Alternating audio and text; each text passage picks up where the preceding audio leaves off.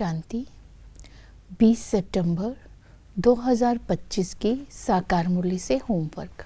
आज की मुरली से फ्लो चार्ट को सामने देखते हुए किसी भी एक पॉइंट का चिंतन कर उसे आज धारणा में लाने का लक्ष्य रखेंगे।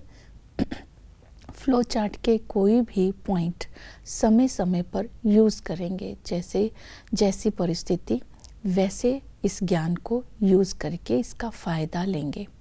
आज की मुरली से हम लक्ष्य लेते हैं विश्व का मालिक बनने के लिए पुरुषोत्तम बनने का पुरुषार्थ करना है। आज हम स्वमान लेंगे, मैं ज्वाला मूर्त आत्मा हूँ। अंतर्मुखी बन करके मन और बुद्धि को एक बाप पर एकाग्र कर ज्वाला रूप बन अपने अंदर शक्तियों को धारण कर इस शक्तिशाली स्थिति के द्वारा शक्तिशाली वाइब्रेशंस पूरे विश्व में फैला रही हूँ। इस तरह दृढ़ संकल्प ज्वाला मूर्त बनकर अपने पुराने संस्कारों को भी भस्म कर रही हूँ। इस स्मृति में सारा दिन रहना है। तो आज प्रैक्टिकल में होमवर्क भी यही रहेगा, स्व पर रहम कर दूसरों पर रहम करना है।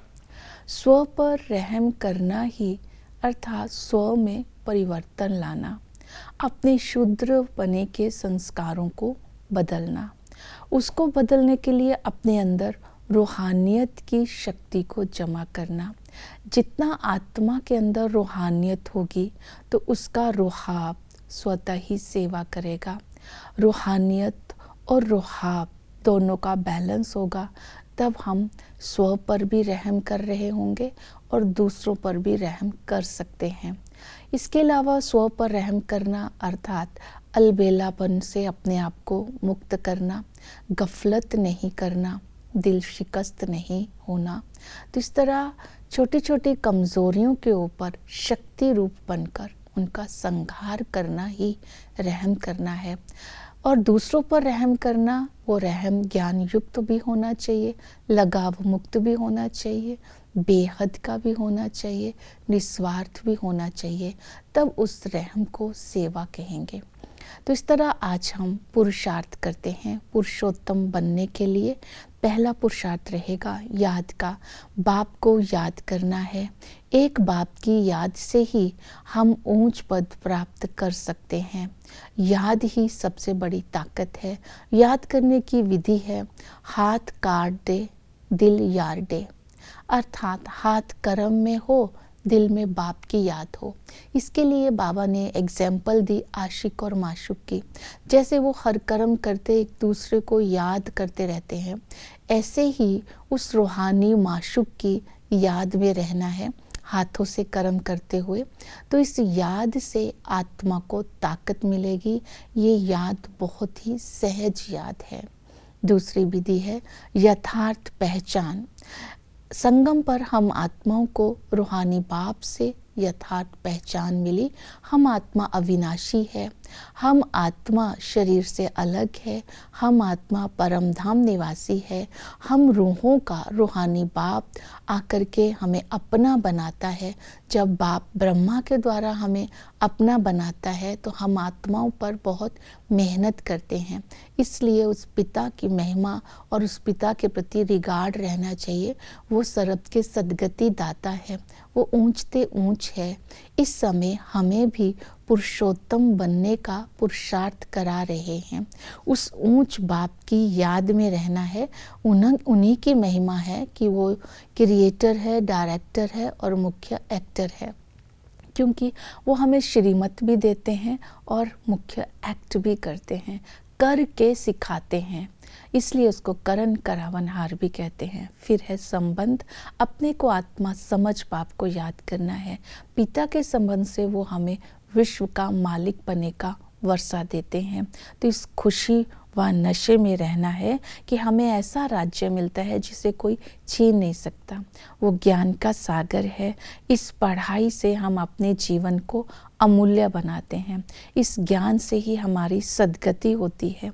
इस ज्ञान से ही हम स्वर्ग का राज्य लेते हैं। इस ज्ञान से ही ये ज्ञान दे करके ही पुराने भक्तों को भक्ति का फल देता है। तो इस तरह इस टीचर की पढ़ाई को अच्छी रीति पढ़ना है, पढ़कर होशियार बनकर सर्विस करनी है।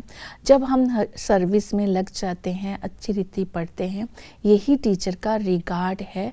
तो पढ़ाने वाला परम पिता स्वयं भगवान है। इस खुशी व नशे में रहना है। फिर है सतगुरु।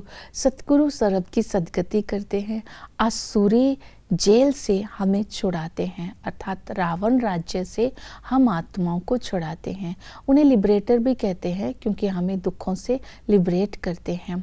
और वो हमारा ब्राइड ग्रूम है और हम सब आत्माएं ब्राइड्स हैं। उनकी याद से हम दुखों से मुक्त होते हैं।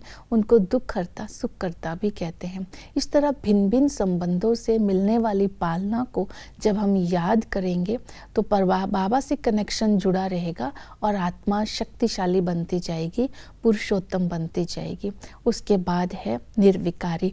तो पुरुषोत्तम बनना अर्थात निर्विकारी बनना। निर्विकारी बनने के लिए कर्म इंद्रियों पर जीत पानी है। पहली कर्म इंद्री है आंख। बाबा ने कहा सतयुग में देवताओं की आंखें सिविलाइज्ड होती है, यहाँ आंखें क्रिमिनल होती रहती हैं। इसलिए आंखों को क्रिमिनलाइज्ड से मुक्त करने की मेहनत करनी है, आंखों की संभाल करनी है। वो तब होगी अगर हम बुद्धि की आंख से आत्मा को देखेंगे तो इन स्थूल आंखों से भी कोई पाप कर्म नहीं होगा। दूसरा है पुराने संस्कार। बाबा ने कहा शूद्रपने के संस्कारों को पलटने की या परिवर्तन करने की मेहनत करनी है। तो इस समय हम संगम पर आते हैं तो अपना सब कुछ बाबा को समर्पण कर देते हैं। तो बाबा ने कहा पुराने संस्कारों को पलटने की मेहनत करना ही समर्पण कहलाता है। तो ये मेहनत अपने अंदर चेक करनी है, मैं कहाँ तक करती हूँ। कोई ब्राह्मण बन चुके हैं तो शूद्रपने का संस्कार मुझे टच नहीं कर सकता, इस स्मृति में रहना है।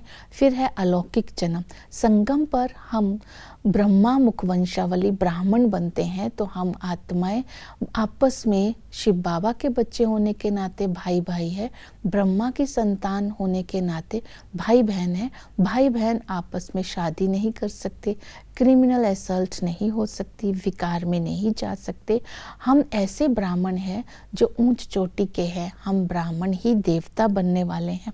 हम ब्राह्मणों का जीवन अमूल्य है। तो इस तरह दृढ़ संकल्प के द्वारा हम अपने जीवन को अमूल्य बना रहे हैं और पुराने संस्कारों से अपने को मुक्त कर रहे हैं। फिर पुरुषोत्तम बनने की विधि है अशरीरी। तो बाबा स्मृति दिलाते हैं आत्मा अशरीरी ही आई थी और इसे अशरीरी होकर के अपने घर जाना है।